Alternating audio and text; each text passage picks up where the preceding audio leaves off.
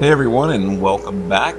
Today I'm going to start with a piece of wood you may recognize. This is actually a cutoff from the butcher block counter I used in my recent laundry room makeover.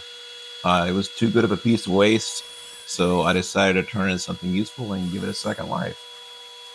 This is actually my son's idea to do this, so I give credit to my son Ryan.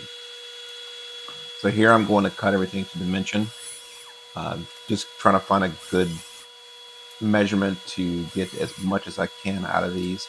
And then I basically break these down into smaller strips, cutting everything to about 1 7/8 inches, which will give me about 1 3/4 inch thick cutting board once everything's cleaned up and sanded. While I'm cutting these, you might notice I'm using the 3D printed push block from a video I did recently. It's come in real handy. It's been a huge improvement over the push stick I was using before. Also, look at the stabilizer here. I designed this to fit on here, and it helps when doing unsupported cuts.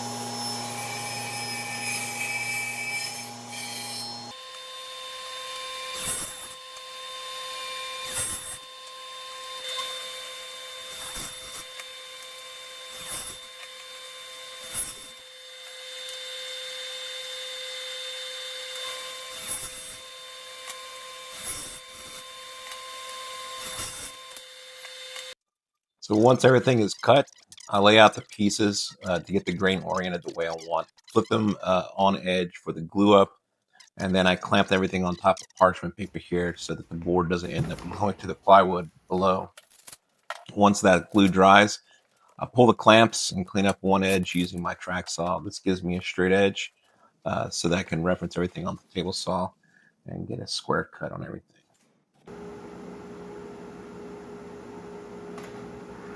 So here it is, got straight edge against the fence. I'm going to run that against there to clean up that one edge, and then everything else is just trimming everything final size.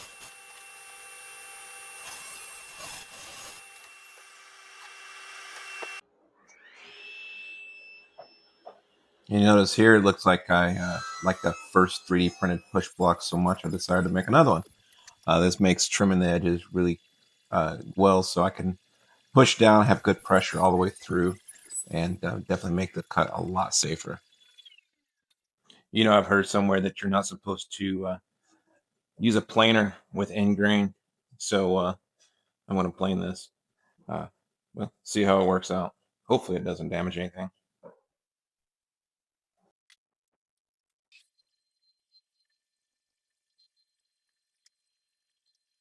Okay, so as you can see, it did have a little bit of chip out on the ends. That's going to be easy enough to trim off from the table saw. But for the most part, it got all the unevenness out. I've got both sides nice and smooth, a little bit of chatter in a couple different pieces, like here, here, and here. But that should sand out pretty easily. And once we get it all sanded up, trimmed up, all that kind of stuff, start getting some board conditioner on there. So pretty pleased with the outcome. It wasn't catastrophic.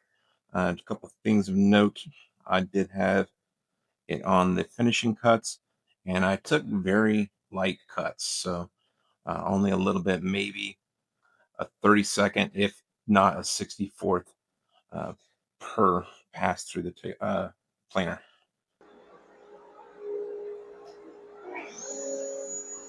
So next I move over to the router table to soften the edges with a roundover bit. This router table is actually a build video I did, and I have a link to that in the description below. I think you'll enjoy that video as well. After that, I switch over to a cove bit so I can cut some simple handles. One thing I really like about this Triton router table is how easy it is to make bit changes. Here you see I've got board clamped on each side of the fence. This basically keeps my grooves centered on the board so it's even on both sides.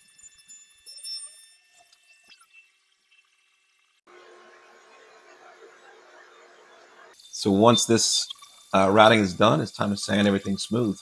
I like to use the 3M Extract Net sanding discs. I have my Vever sander, which really has been great. Dust control is great, and finish comes out pretty consistent.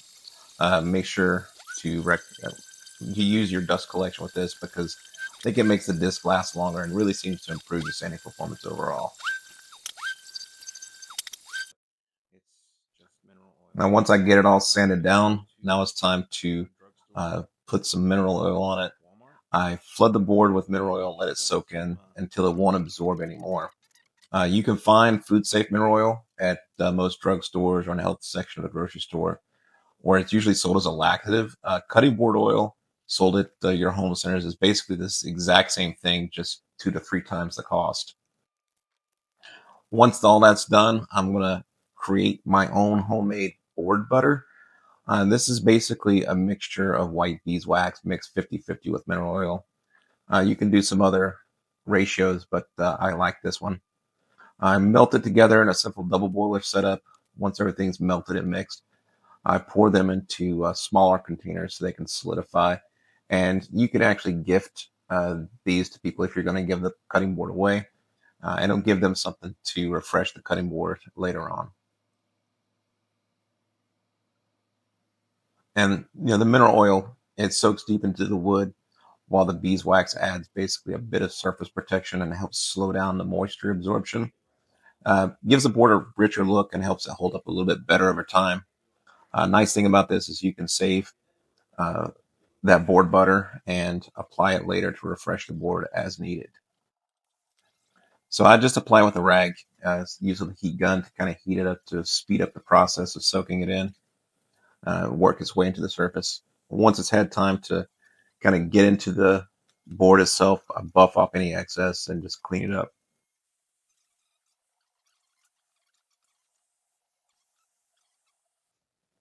So I couldn't be any happier with how this project turned out, especially knowing how it started over as leftover material from another project. And this was actually going to be a gift for my oldest son. Thanks so much for watching. My growth I've seen on this channel has been huge. I really appreciate everyone who likes, comments, and shares my videos. It generally helps out a lot. So if you enjoyed this one, make sure you like it, subscribe. There'll be a lot more projects to come, and I'll see you in the next one.